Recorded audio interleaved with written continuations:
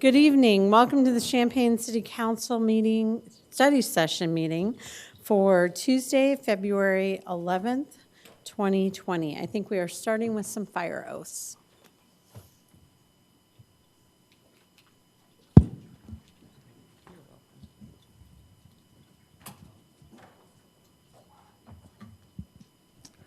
Good evening, Mayor, and good evening, council members. It's my honor to present to you two of our members of our fire department who were recently promoted. If I could first have Brian Shinicki come up.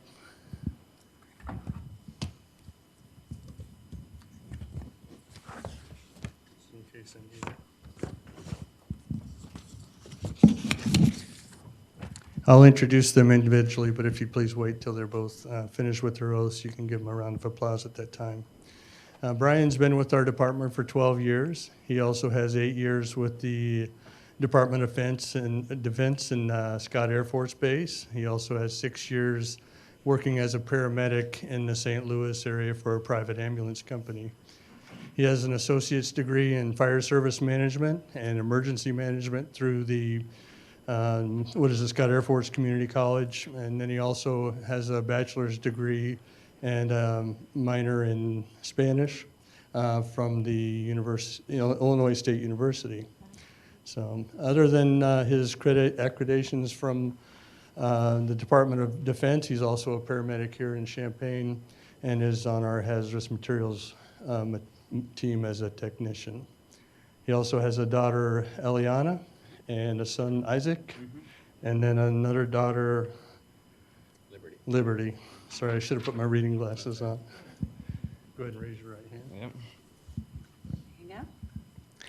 I, Brian Shinicki, have been appointed to the position of fire engineer in the city of Champaign and the county of Champaign to hereby swear that I will perform the duties of the fire engineer to the best of my abilities and that I will uphold the Constitution of the state of Illinois and the Constitution of the United States of America to the best of my abilities.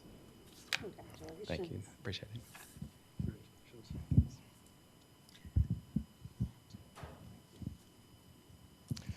And next, I'd like to introduce you to Alan Meyer.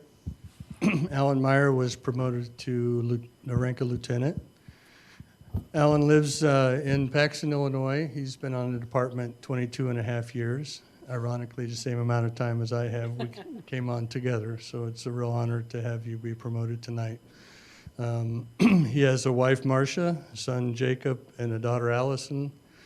He has served on the city council for 5 years up in Paxton. But here in the fire department, he's honored us greatly with being on the honor guard for 15 years and has been very active in being present for our retiree walkout ceremonies and honoring fallen firefighters around the state. So congratulations, raise your right hand.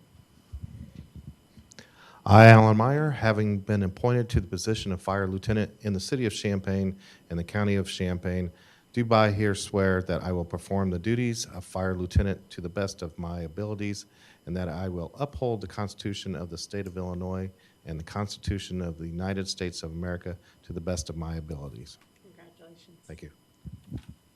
And join me in a round of applause for our guys.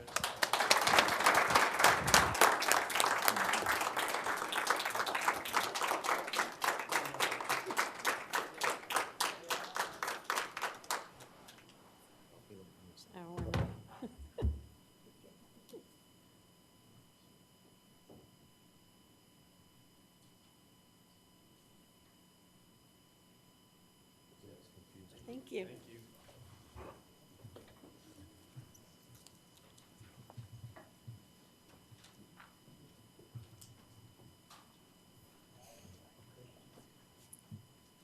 All right, city manager.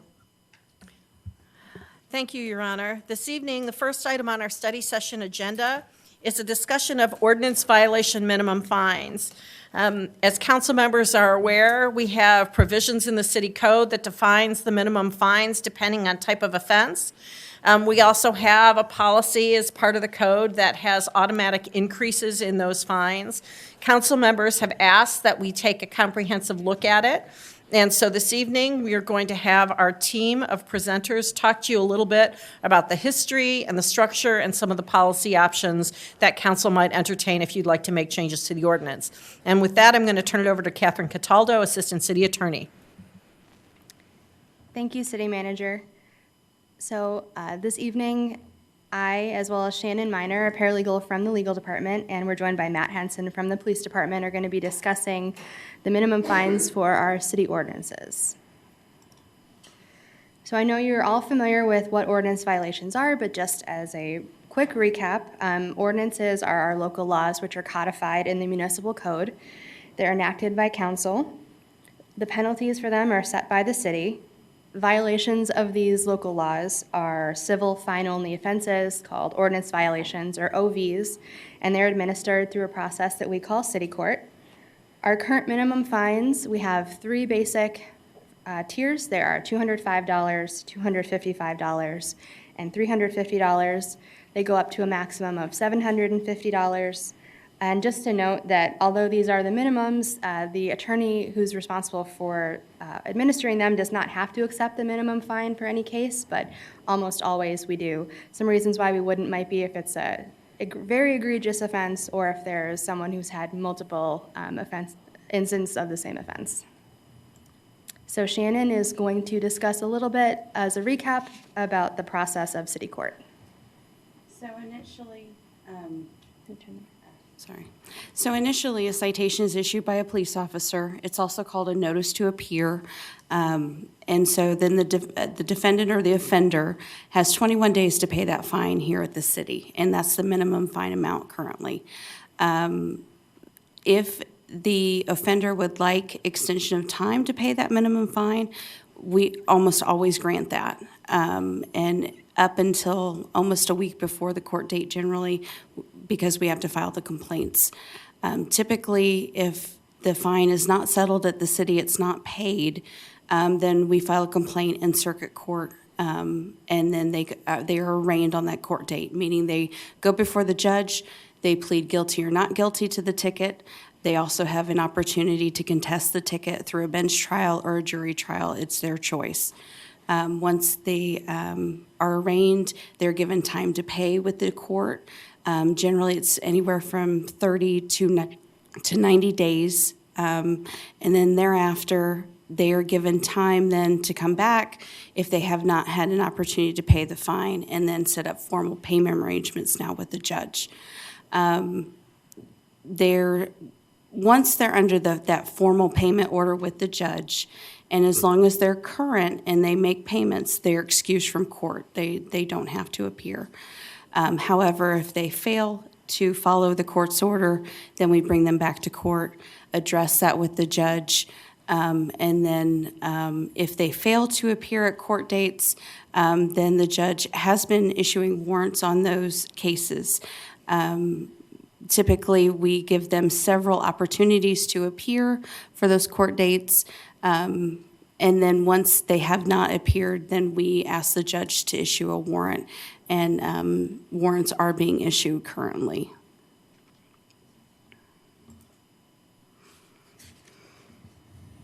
So a brief history about our minimum fines and how they came to be the level that they are. So Fred Stavens in 1988 set all of the city's minimum fines at $75 and $125. At the time, a speeding ticket for speeding 20 miles over the limit or under was $50. Just for reference, it's $164 today. The thinking behind two sets of tiers at the time was that things that were potentially considered more criminal behavior, like your theft and your battery, those were weighted at the higher $125 amount. And then things that were considered more petty were at the $75 amount, which was an attempt to be simple yet still differentiate between different types of violations. In 1994, the then council decided to readjust fines and set them at $155, $250, and then almost all alcohol violations were set at $500. So minors in possession of alcohol at the time in 1994 had to pay $500 tickets.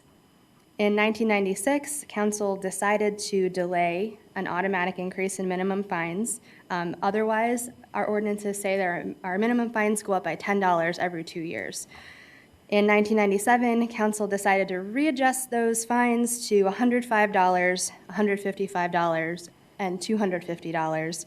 This was in part because the city court process was being overwhelmed by people who either could not or did not want to settle their cases at the $500 amount.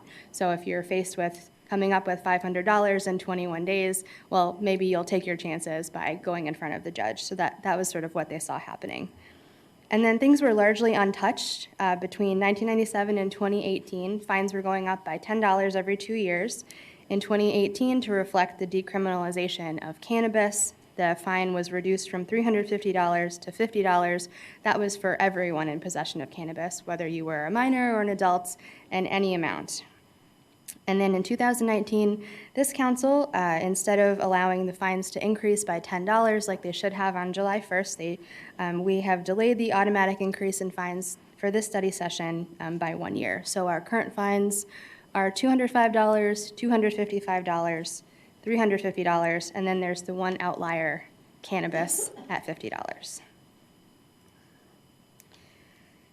The idea of penalties as a consequence of ordinance violations has two general bases. The first is a theoretical basis, and the second is a basis in the state law. So I was doing some research about the concept of penalties in general, and I found some research that sort of succinctly described what one of the goals is for consequences. It says consequences exist for several reasons. They punish dangerous behavior, require a form of repayment to society, and they send the message that society has certain values, morals, and expectations. So our city, through council over the years, has decided that it has identified actions it wants to prohibit, and in doing so, it has set a consequence for those actions. I also found 5 general purposes for consequences for unlawful conduct, and I have sort of applied them to ordinance violations. So the theoretical purpose of deterrence, which discourages future offenses. Ordinance violations with a fine potentially discourage people from committing them in the future, or knowing that there's a consequence of their action deters them from doing that action. Restitution is also a purpose which compensates victims for quantifiable losses, and that is something that we do in ordinance violation court. So if someone gets a dog bite and has a medical bill, or has damage to their property and has a bill for that, we can seek that as restitution for a victim. Retribution removes the desire for a victim to take matters into their own hands. So for someone who's a victim of a crime to see that there is a consequence to their offender's actions, that could apply to ordinance violations. And then 2 that don't necessarily apply to ordinance violations are the incapacitation purpose, which is like putting someone in jail. These are not jailable offenses. Jail is not available for ordinance violations, nor should it be. And rehabilitation, which is something like a treatment program or drug rehabilitation program, that's just not available as a sentencing option for ordinance violations.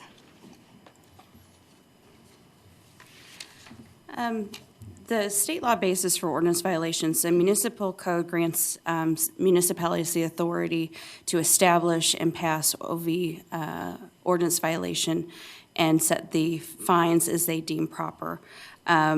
Once again, the range for an ordinance violation is $1 to $750. No jail time. It's helpful to make victims whole. Not just property damage, but in dog bite cases, we also have thefts from businesses. We also ask for restitution if for those businesses that have items taken from them. The public service work is a big option. We'll talk about that a little bit later. And then the one bad thing that we can't do is we can't ask that an offender be ordered to treatment. However, we can address some of that issues through public service work by giving hours credit for a person instead of to being ordered to work for a non-for-profit. If they go to counseling, we can credit those offenders' hours that way. So before we move on to some of the more structural topics here in our discussion, I wanted to turn it over to Matt Henson to briefly talk from the police perspective about ordinance violations. Good evening. From the law enforcement perspective, as it relates to city ordinance violations, their sole purpose is to help us redirect behavior of individuals. By issuing the ordinances, we're able to keep these offenses at the lowest level. It presents no long-lasting effects as far as a criminal history on an individual, outside maybe an alcohol suspension to a driver's license. And the ultimate goal for us is to gain compliance so we don't have future violations by using the ordinances. Overall, they're effective. It is something that the officers are routinely using throughout the city. I know a significant number of ordinances are always issued in the campus town area, but there are also other portions of the city where they're issued as well, whether it be retail theft on North Prospect with businesses such as that, or just at other contexts throughout the city and other calls for service. So they are an effective tool. It is something that we see benefit in, and the main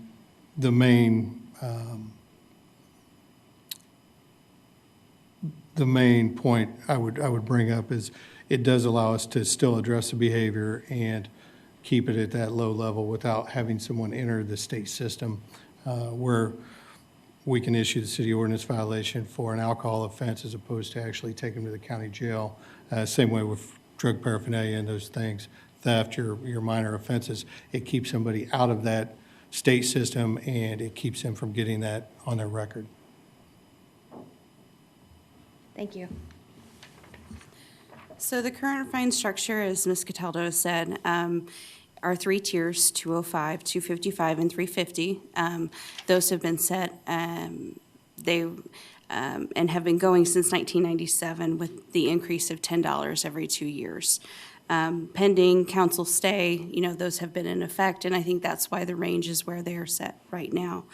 We categorize those offenses into a low, medium, and severe type of offenses, depending on, where they fall in the spectrum of how it affects the community. There could be as many as 4 tiers or higher, depending on council direction. But as we have found, the 3 tiers, primarily have been what the city has used for the last, 20 years. If that is not something council wants to consider, we can go down to even 2 tiers. It's just the direction that city staff is looking forward. But I would reiterate that the level of fines, and Ms. Cataldo will address that, depends on the severity of how it impacts the community. There are 125 different ordinances listed in Table 1, which codifies our minimum fines. Trying to go through each one of them one by one would be very inefficient, and we would be here for a very long time, I feel. So instead of trying to piecemeal each ordinance and try to rationalize it with each other, we have attempted to come up with some general categories that we think the ordinances could fall into. And it is definitely arguable these could fit into multiple categories. They could be even further divided down. This is just sort of a basic grounding, not meant to be absolutely definitive, but this is just sort of a basic grounding of rationalizing offenses with each other. We identified 6 categories. The first, we're calling, it's part of public safety and order, physical harm offenses. So those are your battery, assault, and animal cruelty offenses. The minimum fines on all of these charts are the current minimum fine. It's not a suggestion, it's what it's currently set at. We have ordinances about underage persons, so sale of alcohol to a minor, sale of cannabis to a minor, having a fake ID, and underage possession of alcohol. Those are all currently set at $350. We've identified a more general public safety and order category. Those are sort of almost your catch-all ordinances that don't necessarily fall into another category but still relate to the public safety and order. Gambling offenses, public urination, public possession of alcohol. Offenses related to property, so trespass, theft and damaging property. Fifth category, we're calling quality of life ordinances. Those are things like burning trash in the street, noise violations, disturbing the peace, picking up after your dog, or the pooper scooper ordinance. And then we have business regulation ordinances. Actually, a good number of our ordinances relate to regulating the businesses in the city. So those are things like requiring that you have a health permit to serve food to the public, door-to-door sales regulations, regulations about pawn shops. And these are not offenses that would be necessarily assessed to the business itself. So someone in the business would get the individual citation, and for example, if there's a liquor license at issue, there would be a separate process to address a penalty for the liquor license, but this is just related to the person who's committed the offense. So in preparing this study session, we looked at surrounding areas, different communities, to see how we compare with those closest to us. We're comparatively similar. We're slightly higher. I think that's due to the fact that our fines are set to increase every 2 years by $10 automatically. But they're very similar in their range. Communities use different approaches to set their fines. Decatur, for instance, all of their fines are set at one specific amount, and that is it. And so, as you can see from the table, that there's, we're very similar to Urbana and Bloomington in how our fines are broke down as well. We thought it might also be helpful to see sort of what the state penalty would be if instead of being arrested on an ordinance violation, someone is instead arrested and charged criminally. So for a minor in possession of alcohol on Green Street on a Saturday, instead of receiving a $350 ordinance violation ticket, they could instead receive a Class A misdemeanor charge and pay upwards of $500.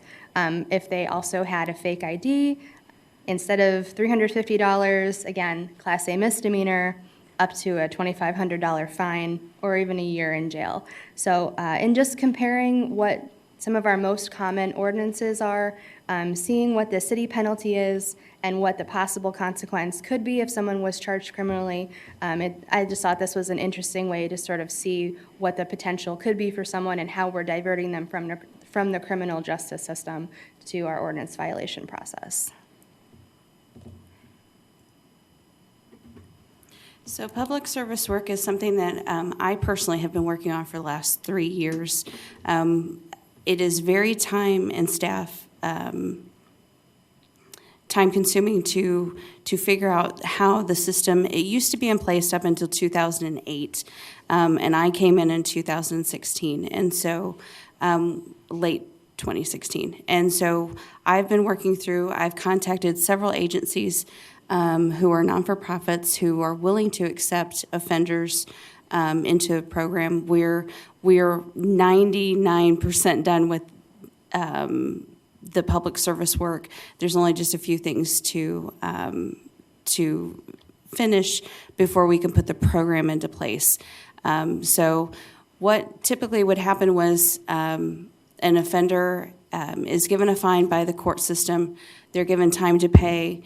They're not able to pay the fine, then we would divert them doing public service work with an agency.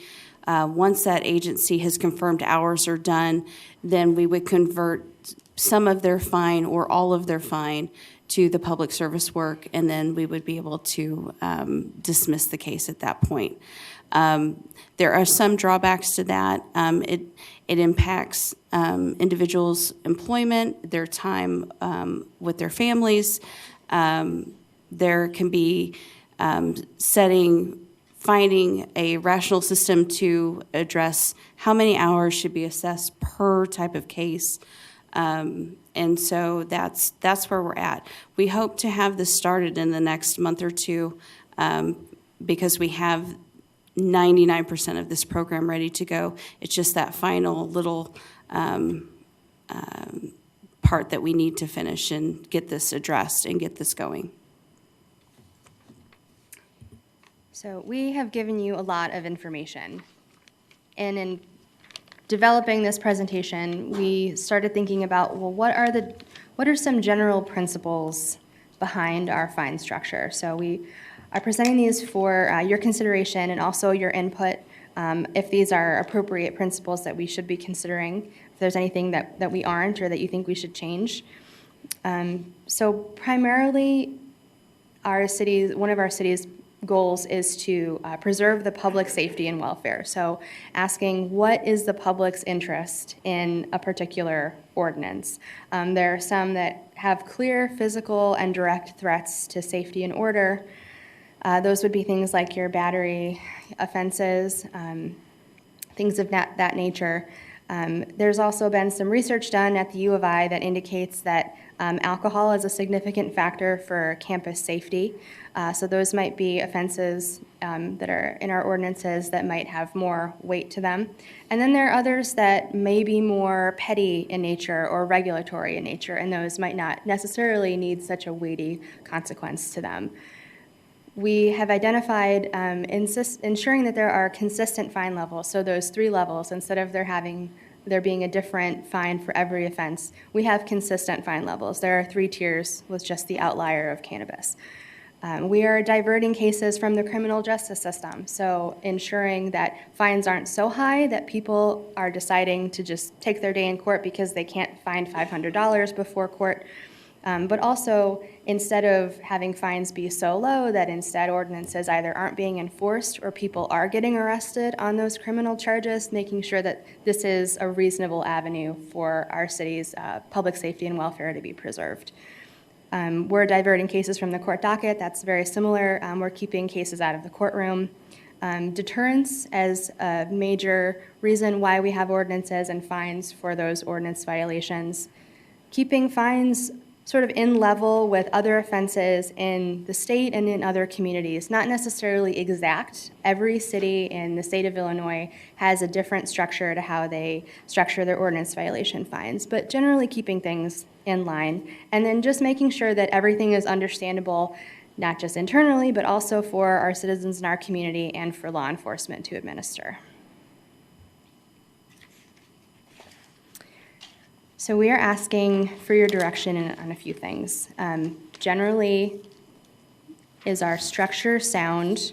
Would you like changes made to it?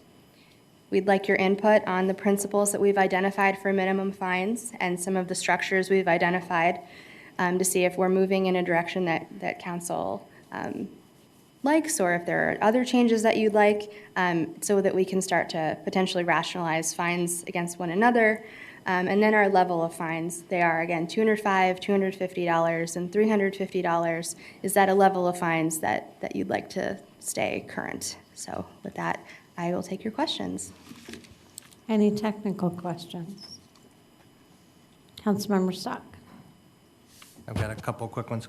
How do we deter, or how is it determined? We looked at city penalties versus state penalties. Matt, this might be one for you. How do we determine whether someone is getting a ticket versus getting a state penalty? Is that pretty much an officer discretion thing, or what's the?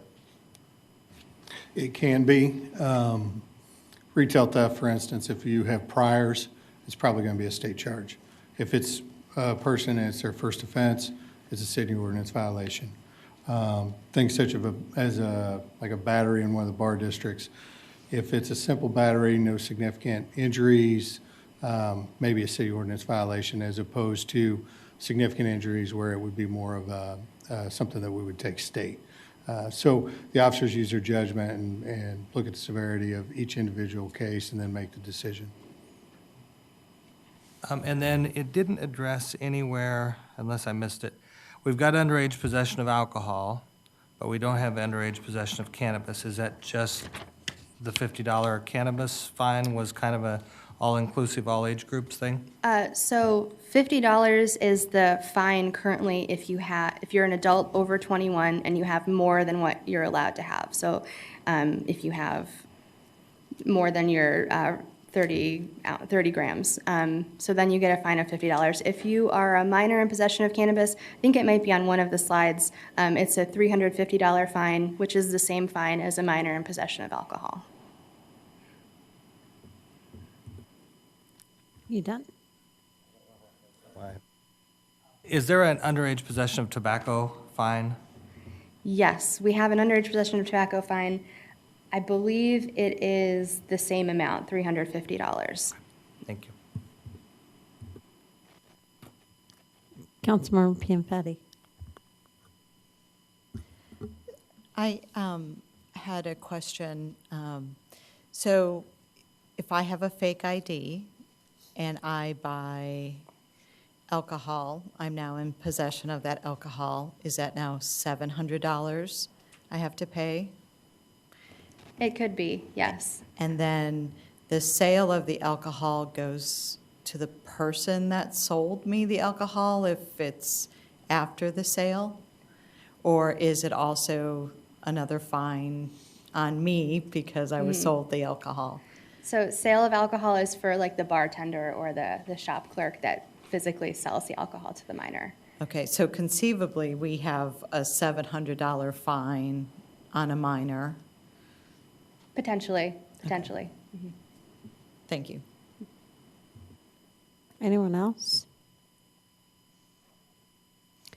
Anyone in the audience wish to address this issue? Seeing none, council comment. Anybody? Councilmember Pianfetti.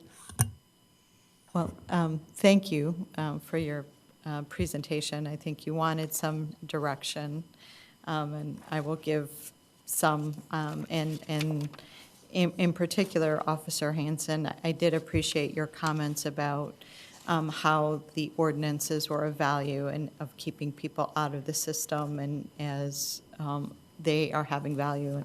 And I do believe that as the two of you have done your research, that is something that I do agree with, that in the absence of them, we will be just propagating an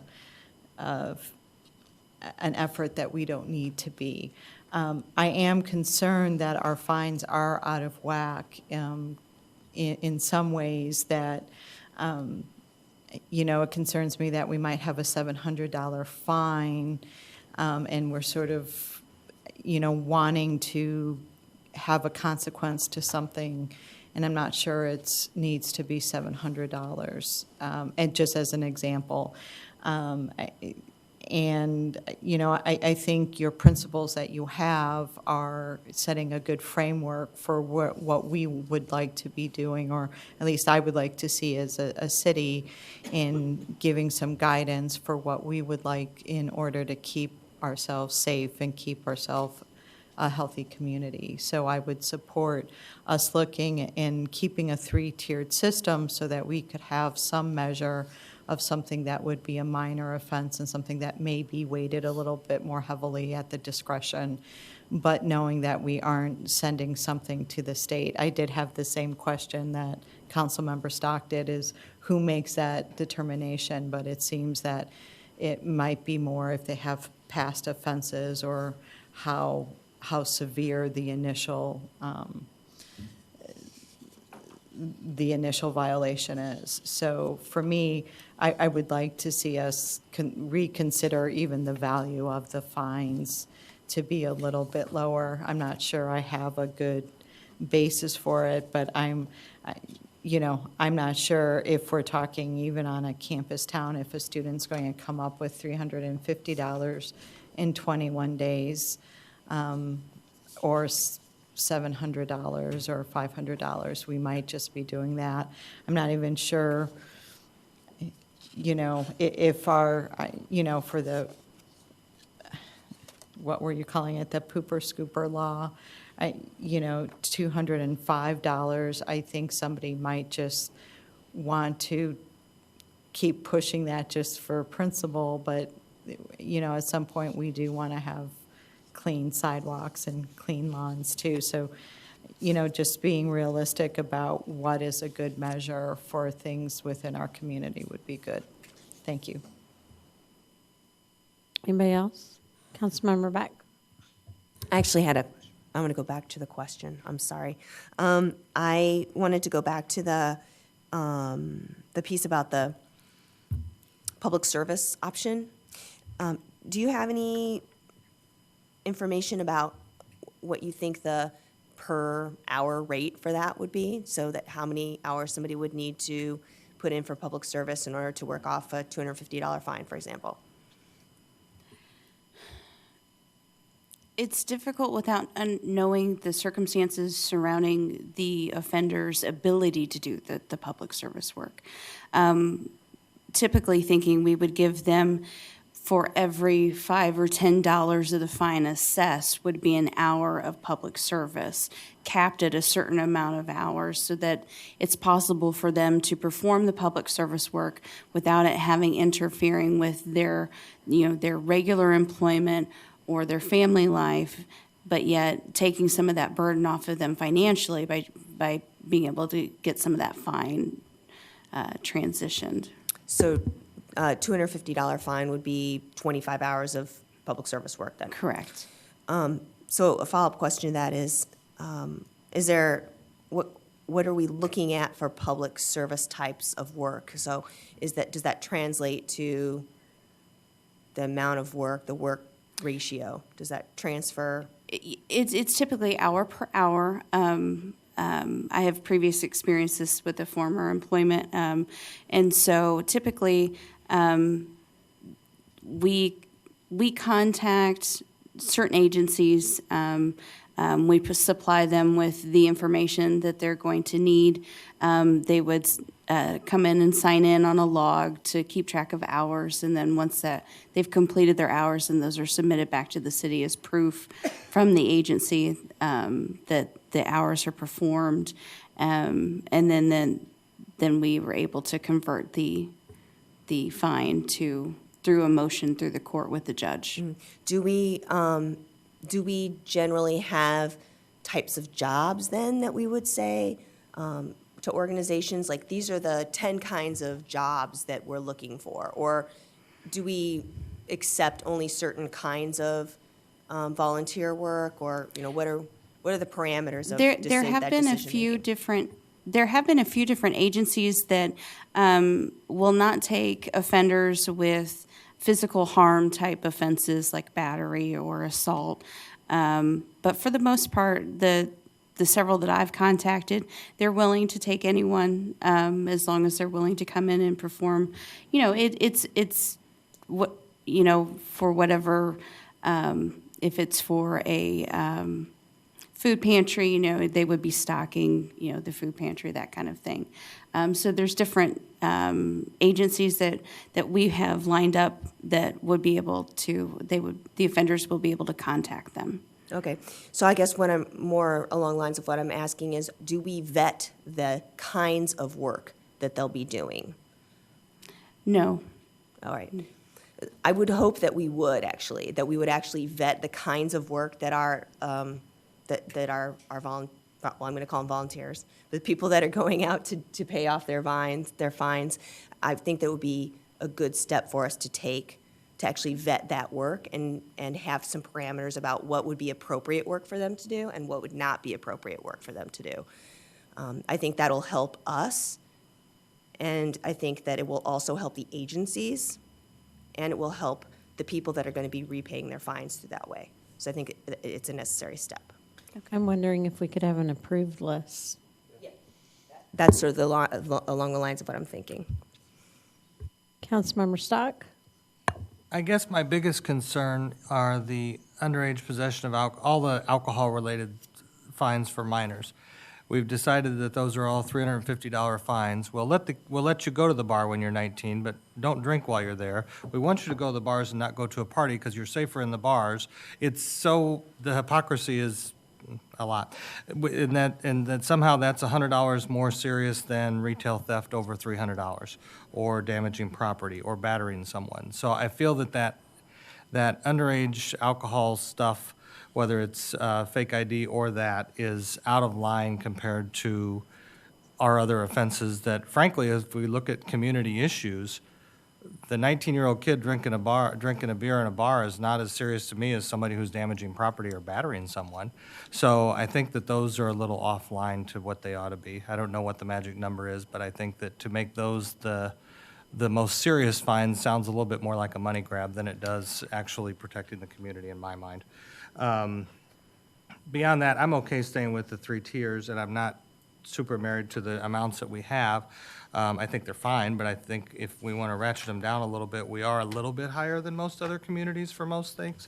So I would be in favor of, coming a little bit closer to Urbana's. So if you do an offense on this side of the street, it's different, it's not different than on this side of the street, so that it's a little bit more uniform with what Urbana does.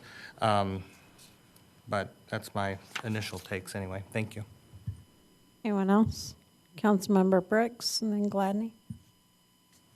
I have a quick question too. They come to you once they come to comment section. So is there any merit in, if you've sort of separated things out into categories, having them all be the same fee? Is that helpful to police officers at all if you know that it's anything having to do with physical harm is $255, or anything with property is a certain thing? I mean, does that help at all? Does it really matter? Generally, the officers they carry like a cheat sheet with them, so it's just how we set it up and would break it down. So if they all were in line with one fee, we would just redo the sheets that we give them in training, and generally the officers carry those with them, so they're aware of it. So. Okay, thanks. So I'm okay with the 3-tier system too. I kind of like these categories. Something to me that's like physical harm or property damage, those may be a certain tier. I kind of like to see things categorized. So if it's a serious offense, then this is what it is. I also agree that the underage things, I think, are a little steep. I think those fees are steep. And there was something in here that taught in our packet that talked about extending the days as well, and 21 days, extending it to 30, 35 days, I think is fine. If someone's potentially paid a couple times in a month, that might help someone to be able to do that instead of having to hurry and try to round up money in like a 2-week period or a 3-week period. So that's it. Thank you. Councilmember Gladney. Thanks. No, I was just going to echo Councilmember Stock's comments. So the underage persons fines being at $350, I mean, I know we don't set this 21 and over law like the states, and the state and the federal government does that mostly, but these are people who can vote, and these are people who can serve in the armed forces. But if they get caught with alcohol or purchasing alcohol or trying to buy cannabis, and they get this $350 fine. Meanwhile, animal cruelty and assault and battery has a nearly $100 less of a fine, and that makes no sense to me. So I would be in favor of lowering the underage person's fines. Anyone else? Councilmember Beck. So I just want to echo those former comments. Underneath the public safety and order physical harm category, you can note that the majority are $255, and then 2 of them are $350. And I really think all of those merit actually $350. I think they all merit being bumped up to the $350 level. Cruelty to animals, assault, battery, fighting, throwing of dangerous materials, possession of weapons, discharge of weapons. I mean, I think that those are worthy of a $350 fine. Anyone else? I agree with most of the comments from my colleagues. I would add to the list of ones that I think are too much, though, public possession of alcohol. You have a 21-year-old individual carrying, as Councilmember Bruno would say if he was here, carrying a beer across the street to visit his neighbor's barbecue, and, it's a $350 fine. That makes no sense to me in the face of the other ones that were listed that are, animal cruelty, property damage, those kinds of things. In fact, I would argue that one ought to be $50 like the cannabis fine. Or maybe we just get rid of it. I guess there's probably a state statute that corresponds. We're better off having it at a low amount. And it gets tacked on, I think, to the kids. So if they're underage and they're walking around campus with alcohol, they get the $350 plus they get the $50 or the other $350. The other question I had is if you get the underage drinking, is that an automatic license suspension at this point as well? If it's settled with the city in the 21 days, my understanding is no, but it's only if it's not. If it's taken then to circuit court, then it's reported to the Secretary of State. So, I mean, there's a huge punishment associated with that that is not on us, that's on the state. But, you know, no matter where we set the amount, anybody who's watching out there needs to understand that you have the potential to lose your license over it. And the other thing I wanted to raise, because traffic fines are on here, Councilmember Kyle's this weekend, I think, was stopped and had the opportunity, I'm going to call you out, but he had a broken tail light and he received a voucher to fix his tail light rather than a ticket. And I think that's a City of Urbana program that they have in place now. I'll let him speak to it, but maybe we want to consider something like that as well. If it's a first-time offense, if it's, you know, a car seat or a tail light, or it's something that we could help them remedy, or even if it's just that they go spend the money that we would fine them on remedying it, and then, you know, check back with proof of that in some way, that would be my preference. Councilmember Kyle, sorry, I didn't mean to call you out. Well, I do think that it would be a great program. Obviously, I did put it on Facebook, so I wanted everyone to know. But I think that it would also be a great program and a great tool in improving police-community relationships. Like I said, when you really, well, as mentioned, obviously the whole purpose is to get the tail light fixed. But then another purpose, when you're not used to positive police interactions, it could throw you like, wow, okay. And it could be something that it could be used as a tool. So, number one, you get the tail light fixed or whatever, you know, situation, and then secondly, you get a side benefit. So, yeah. And did they give you a voucher for a particular business? How did that work? Also, you get a voucher to AutoZone, and it's one particular in Urbana, and then you just go and, you know, so obviously we pick one in Champaign, and, you know, and you basically go and present it, and you're good to go. Anyone else? All right, so our poll, you've gotten feedback. I don't know exactly what the poll is. Is it up there? No? Yeah. So direct staff to draft amendments to the minimum fine table based on directions, including all of the items that we gave direction on. So do you want staff to draft? Councilmember Stock? Yes. Yes. Yes. Yes. And yes, you have direction. Thank you. City Manager? Thank you, Your Honor, as our staff is changing at the table, changing of the guard. The second item on our study session agenda this evening is our first discussion of the upcoming 5-year consolidated plan. As council is aware, and some members of the public are aware, that as a recipient of federal dollars for housing and community development, the city must file a document called the Consolidated Plan with HUD that kind of lays out our strategies and policies in addressing the neighborhood development and community development needs here locally in our community. And then as part of that, every year, we do an annual action plan, which really is the budget for how we intend to allocate both federal and local resources in response to those needs. So we are now at the point in our cycle of process where it's time for us to do a new 5-year plan, and we are coming to council early with some basic information before we continue on with our public input process and our plan development process. And with that, I'm going to turn it over to Jennifer Carlson to begin the presentation. Thank you, City Manager. With me tonight, I have Janelle Gomez, Community Development Specialist, and we are here to seek direction from Council on possible strategies and priorities for the upcoming 5-year consolidated plan.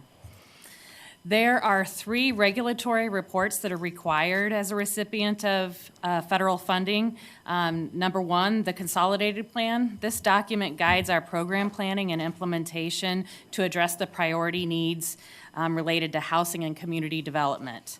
The 2020 to 2024 plan begins on July 1st this year and will end on July 30th of 2025. The second document, the annual action plan, is created each year and lists the projects and activities that will be implemented throughout the year to address the needs noted in the consolidated plan. The first annual action plan in this consolidated plan will begin in July of this year. These 2 documents also serve as the city's application to HUD funding. The third document is the annual performance report. This is completed at the end of the program year, and it reports on the accomplishments resulting from federal funding throughout that program year. The consolidated plan is created in partnership with members of the Urbana Home Consortium. The members include the City of Urbana, the City of Champaign, and Champaign County. Although the city is a direct entitlement community for CDBG funds, we receive home funding as a subrecipient of the consortium. The City of Urbana is the lead entity of the consortium and is responsible for the administrative functions of the group. Before we begin discussing potential priorities and strategies, it's important to realize what activities can be supported with federal funding. CDBG funding has more flexibility than home dollars. Each activity has to meet a national objective to benefit low and moderate persons, prevent or eliminate slum and blight, or address urgent community development needs.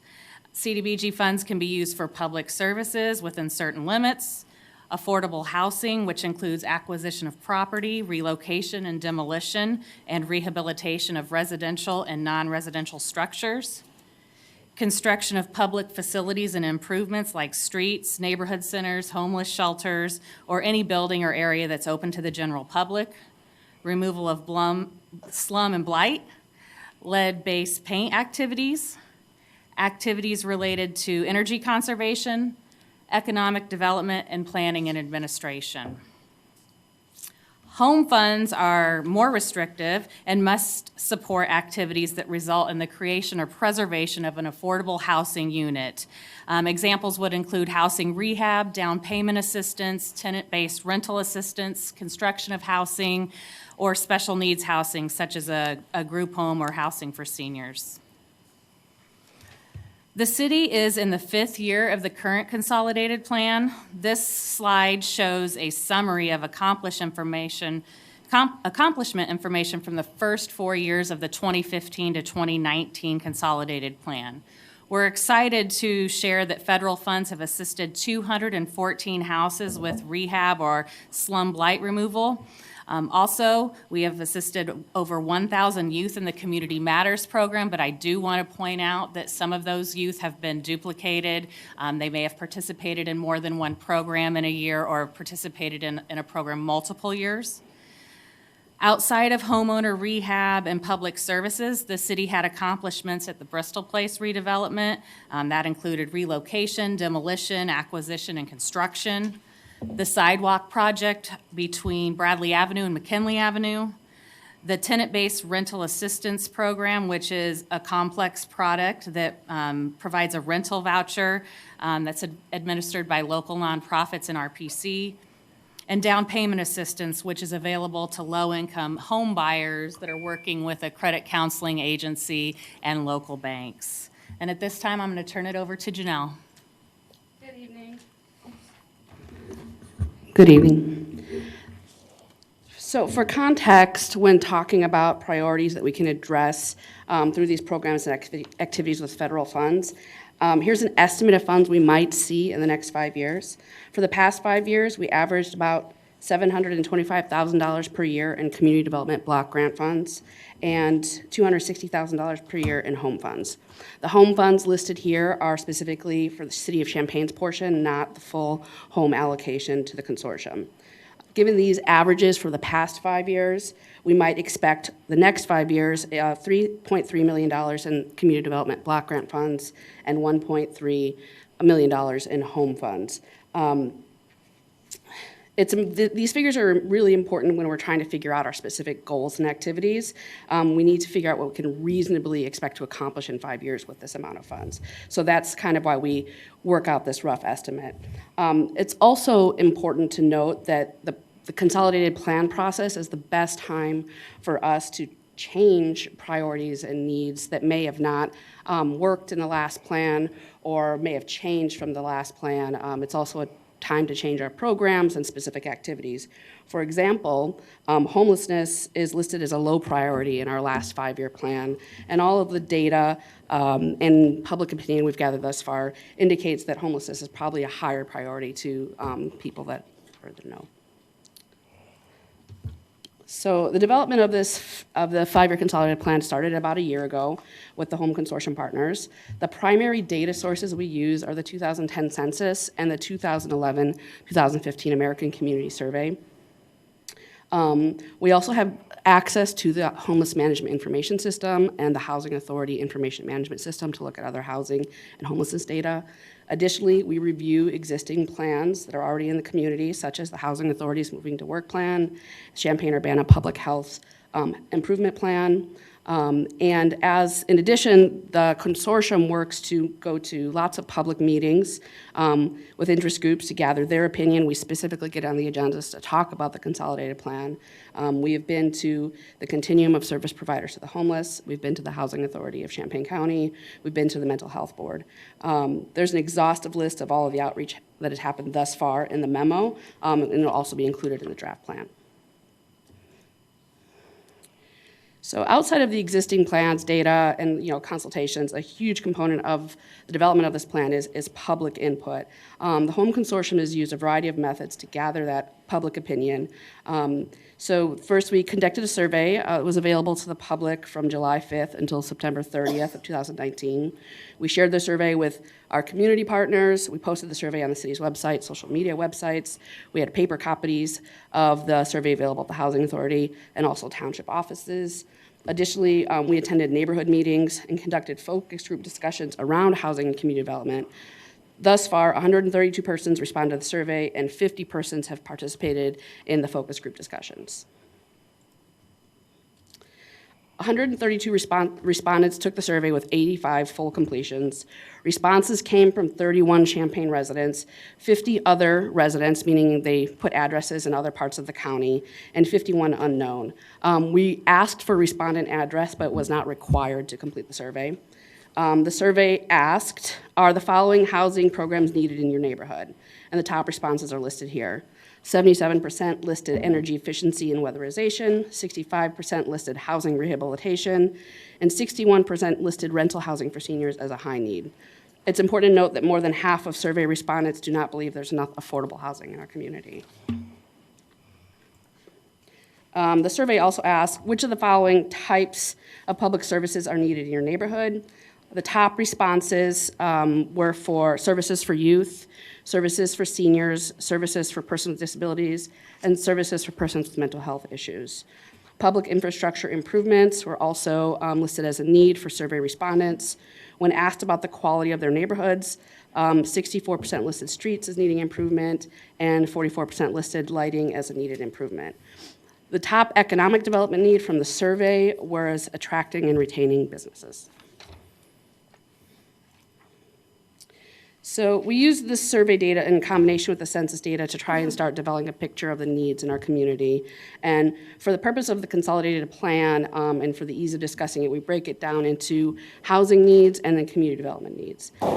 All of the information we have gathered to this point shows that affordable housing is a great need in our community and throughout the consortium. I don't think this is big news to anyone. It is not a local problem, it's a national problem. But according to the American Community Survey data, 47% of renters are rent burdened. That means they pay more than 30% of their income towards rent and utilities. Additionally, to rent a 2-bedroom home in Champaign at the fair market rent, an individual must make $16 an hour at $40 a week. One of the more striking revelations from the data is the dire need for decent, safe, and sanitary affordable housing to our lowest income households.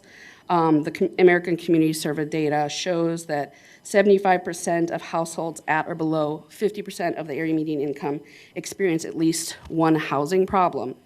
And housing problems is a HUD term. It technically means, it describes 4 different instances. Those are, number 1 is a cost burden above 30%. The second is overcrowding. The third is a substandard kitchen, and the fourth is substandard plumbing. So 75% of low-income households experience at least one of those problems. Additionally, the data shows that African Americans in our community are disproportionately impacted by the housing problems, with 45% of African American households experiencing at least one of these problems, compared to 27% of white households, 31% of Asian households, and 28% of Hispanic households. The other type of need we're discussing are the community development needs. Community development covers all of the other non-housing needs, such as public services, public facilities, public infrastructure, and economic development. Homelessness and the lack of a year-round shelter has been shown as a need in the survey in consultation with the other agencies. Also, the survey asked respondents to rate the need for facilities and services for homeless populations, and 60% listed this as a high need. Additionally, the 2019 Homeless Point in Time survey found 149 sheltered persons and 2 unsheltered persons at the date of the count. Focus groups continue to indicate that public infrastructure is a high priority concern for neighborhoods. I've specifically spoke with in Champaign, the Garden Hills neighborhood, and the Beardsley Park neighbors, who both list sidewalks, lighting, and drainage as high priorities. So, at this point in the development of the consolidated plan, we are nearing the end of our consultations focus groups and intend to publish a draft on March 1st. We will incorporate opinions expressed here tonight and at the upcoming public hearing on Thursday at Neighborhood Services Advisory Board into the draft plan. We will then publish the draft plan on March 1st. Will be available for public comment for 30 days, on which we will hold another public hearing and another study session at council. After April 1st, and we've finally ended the public comment session, we will work to finalize the plan and bring it for consideration to council on May 5th. So we hope that the message that we're trying to impart is that public input is crucial to the development of this plan. I encourage anyone who's interested to please consider commenting or to call the Neighborhood Services Department if you have a question or a comment about the types of things that we can expend community development federal grants on. All comments received tonight, again, will go into the plan. You can follow the city on Facebook or Twitter, where you will see regular postings about our public meetings and details on how to comment, or you can contact me, Janelle Gomez, or Jennifer Carlson directly in Neighborhood Services to ask questions or to give input. So for the point of this study session, the alternative is to direct staff to draft the proposed 2020 to 2024 consolidated plan based on the priority need areas included in the report, and draft the proposed fiscal year 2020-21 annual action plan to include specific activities for the use of federal funds in support of housing and community development needs. Please let us know if you have any questions.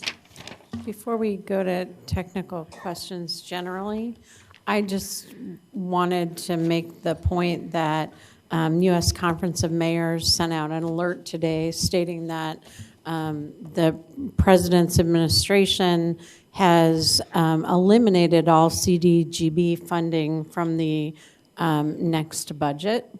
So as we talk about this and we talk about moving forward with the plan, I think it's important for everyone who just heard what these funds do to realize that that's the case and to take appropriate action by getting in touch with their senators and congressmen. So with that, are there any technical questions? Councilmember Foreman. So with the programs that involve renters, how much responsibility, is put on the landlords? Because I know with a lot of the programs that are administered, if the landlord doesn't sign off on the work or the improvement, somehow the renter is then is kept from being able to do that. So I kind of wonder, because renters seem to be a big portion of kind of what you were talking about, so I just. We spend home funds on tenant-based rental assistance, which is run very similar to like Housing Choice Voucher at the Housing Authority. Our main programs are run through Rosecrans, the county, and Encourage Connection. And it's not a huge amount. I honestly do not know about landlord involvement. I know that they have struggled in the past to find landlords to work with, but I think we're working with the numbers of something like 10 units per year, and so they have relationships with the landlords they are working with, but I would have to get back to you to have answers specifically if they're having difficulty with landlords or if tenants are having difficulty, using the assistance. Well, because I know with the sleep program just in Garden Hills that there's been multiple residents who've said that, their landlord declined to participate, therefore they were then ineligible and for whatever reason. And so I just wonder if there's no incentive for the landlord or any kind of, outside of property inspectors going inside your property and writing you up for property violations, what are really the incentives for landlords to participate to make these renters' quality of life better, as this is? Okay, that's a completely different question than the one I answered. Okay. The sleep program is currently our only rehabilitation program besides the HARP program where renters are allowed to participate. So we have had some landlords decline. We can't force them to participate. And we have tried some rental type rehabilitation programs in the past that haven't been as successful because when you're using CDBG funds on a rental or home funds, they have to restrict the rents that they can then charge. Not in the sleep program, but in the past when we've attempted it. And we haven't had the amount of success that we thought to continue those programs. But if you recommend that we should look at incorporating or working with renters more, or renters in properties, that is something that we can absolutely consider in this plan. Well, renters just seem to be a lot of the information that you put in was, that a lot of renters are experiencing these issues versus homeowners. And so to make the path to a better quality of life for housing better, if an obstacle is the landlord, remove that obstacle. And that seems to be the case in a lot of the blighted neighborhoods. If there's not some type of incentive, or even the share programs, I think, have not always been successful, even if there was a share in the cost with landlords. So I'm just kind of wondering, what can we do for that?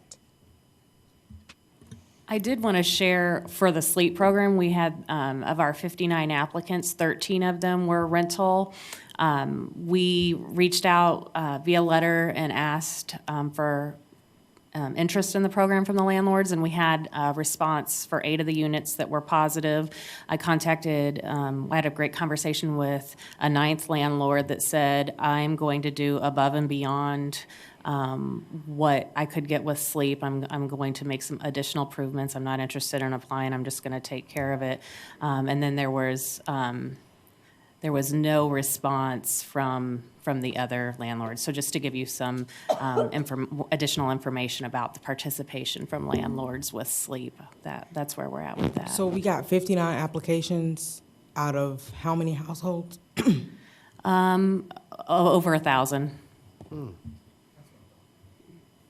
But they're not all eligible, right? Yeah, I think the eligibility has become a huge topic of conversation.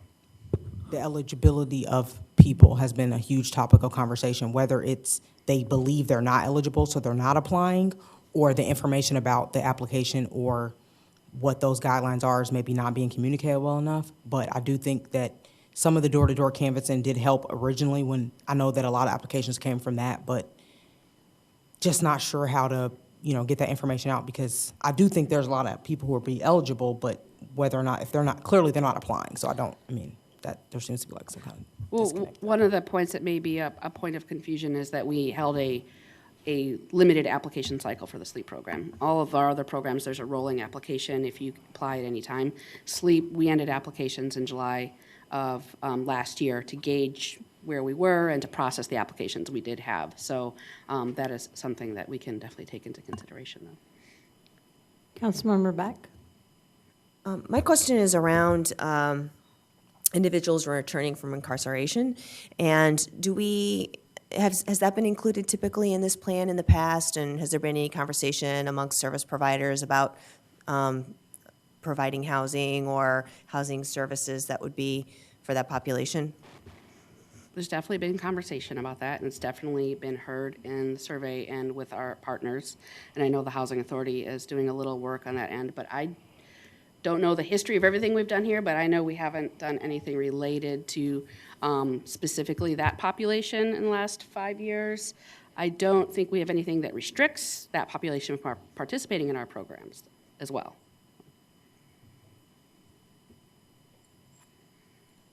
Anyone else? Councilmember Stock, and then I'll come back to you. Did you ever? Mine was just a quick sleeper. So you said you shut off applications in July to gauge it. What's the plan then? Do they reopen? Are we going to kind of change how we do that process?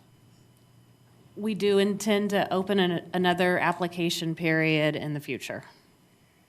Because if we got 59 out of 1,000-ish, is that right?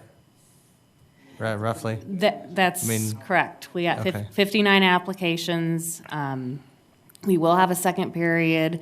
We have allocated about $122,000 of community development block grant money, and then we just got the Federal Home Loan Bank grant also. Okay. I guess I'm a little confused on if we only got 59 out of 1,000, why aren't we back open yet, if that makes sense? Why are the applications, why are we still holding at this moment? We wanted to assess how much we could actually accomplish with the funds we had and how much. Our estimate was that we could spend up to $5,000 per household, and we have not yet done enough households to gauge, like on average, how much we're going to spend per household, how far the money is actually going to go. It would be awful to have a list of 200 people and only be able to help 50. So that's why we stopped the application, seeing if we believe we can help everyone who has applied and qualifies, and then once we're done with this, we'll have a better idea of how many we can help, per the amount of funding that we have. Councilmember Kyles. Maybe for this conversation or another, what would be some of the reasons that a landlord would decline this program? The SLEEP program, because it's a 50-50 program for landlords. It's the expected contribution is for persons that are homeowners, it is a 100% grant from the city. For persons that are renters, the landlord's expected to contribute 50% of the funds. So, Councilmember Kyles, I'd like to add some context. Sorry, some of the old historical, the city did offer a rental rehab program many years ago, before both Janelle and Jennifer were here. That program was a new product that we rolled out. I wrote it, and we had absolutely no takers. The primary reason for that, there were two things. Number one, we required that they would use a city-approved contractor. Many of the landlords wanted to do their own repairs. We didn't allow that at the time. Secondly, and Janelle touched on this a little bit, it was the rents that were allowed to be charged. So that was a home-funded program, different than SLEEP, which is CDBG, but the home-funded program, landlords could only charge as much as the home program would allow with the rents, and we also had to back out any tenant-paid utilities. So initially, it looked pretty fair. Let's say you could charge $750 for a three-bedroom. That seemed very in touch with what the rents were in the marketplace, but once you backed out tenant-paid utilities, suddenly what we heard from many landlords, including a nonprofit landlord that was considering it, is that they couldn't cash flow with that. So we then ended that program due to lack of applicants. I see. Anyone else have questions? Anyone in the audience wish to address this issue? Seeing none, council comments? Yeah, I have a question. Councilmember Kyles. In light of your news, which is, I'm pretty sure it's not new news to you all, what strategies, are we looking towards as outside of advocacy, if CDBG funds are not available?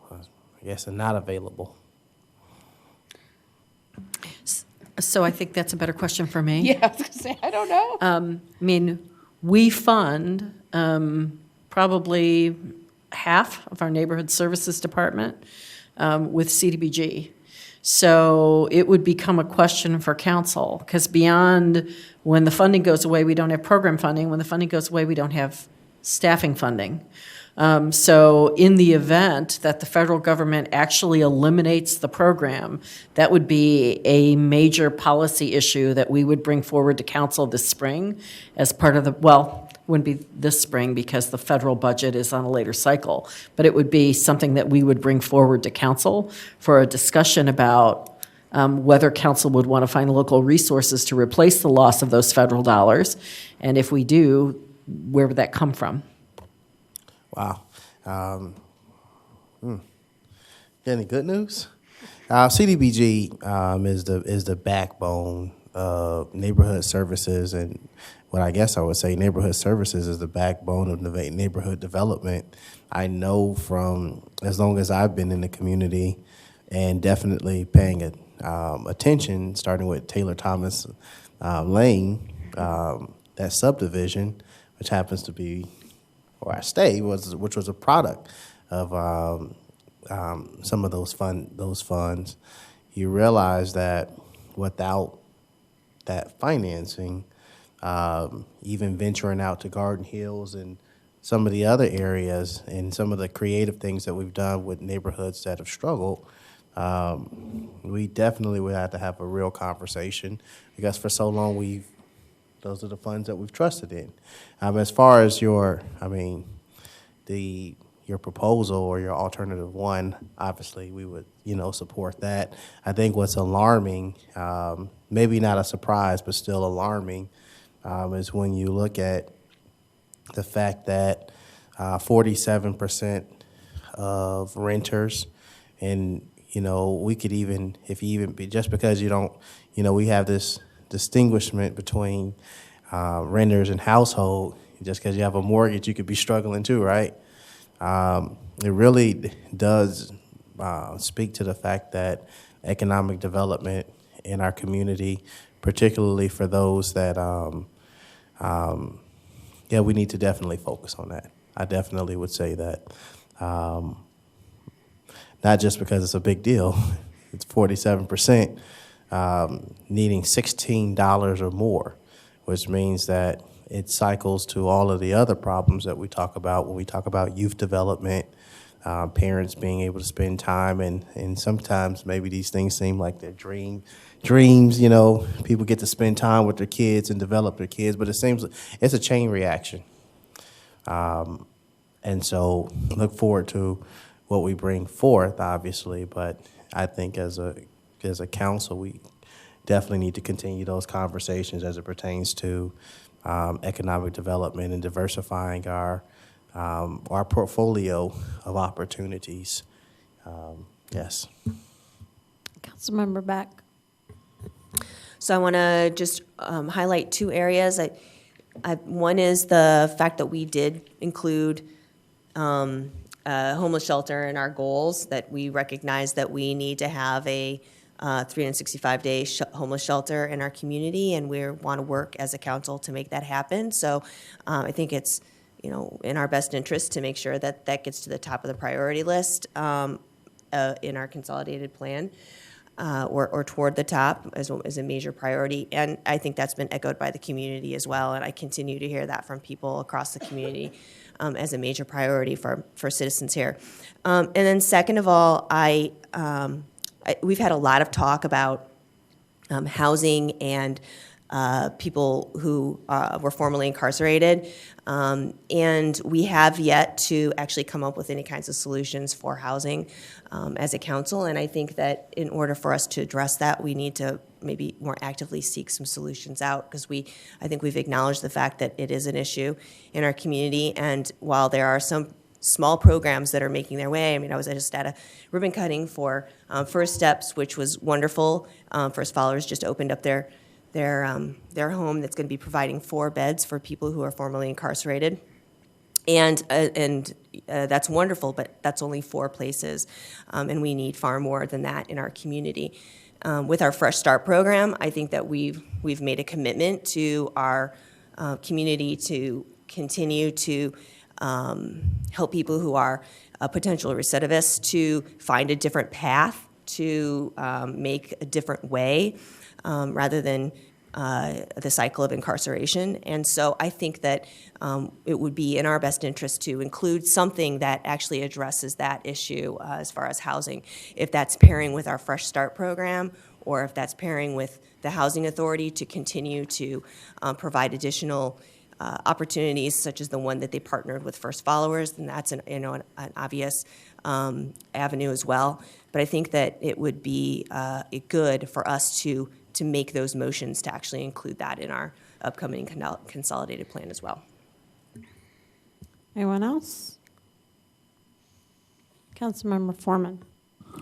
I have serious concerns about how we can help renters and how we can help their quality of life if they have no control over, what programs they can engage in or what kind of help they can seek out.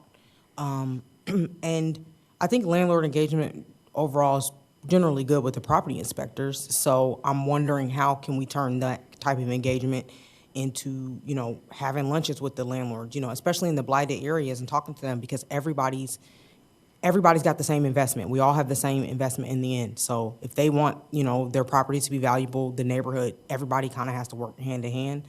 So those type of conversations need to be had with the landlords, because just as much as the quality of the tenant that they get, it is about the quality of, what they do for the properties. So I would like to see that too. And real concerned about those sleep program numbers. Real concerned. That's very alarming. I like that word we'll use, alarming. That's a good word. Mostly because this is a neighborhood that continues to kind of be evasive as far as, being able to get into the homes and get to helping people. So whether it's the sleep program, whether it's, I don't care where the funds come from, we got to find a way to get into these homes, to get to these people. And if maybe Garden Hills isn't the place for them to live, how do we help them get with programs to get them elsewhere? The Housing Authority has so much going on, the RPC does as well. There's got to be ways to kind of, get people out of these maybe slum houses. Is there any way we can start like a slumlord list? Because I got a whole list for y'all. Like, I don't want to say it right now. I feel like the city manager would not like me to say that on TV. Can we start a slumlord list? How do we do that? How do we do that? How do we identify people who continually contribute to people living in blighted situations and substandard living? There was a line in y'all packet that said substandard living. Real serious about that. Really would like to talk about that. Yeah, real alarmed about those sleep numbers. I would like to express that several times over. Very concerned. Yeah, so. Anyone else? Councilmember Kyles. I think, it'd be interesting because we've had engagement breakfasts and things like that. It'd be really interesting to know specifically how landlords and tenants would like to work together.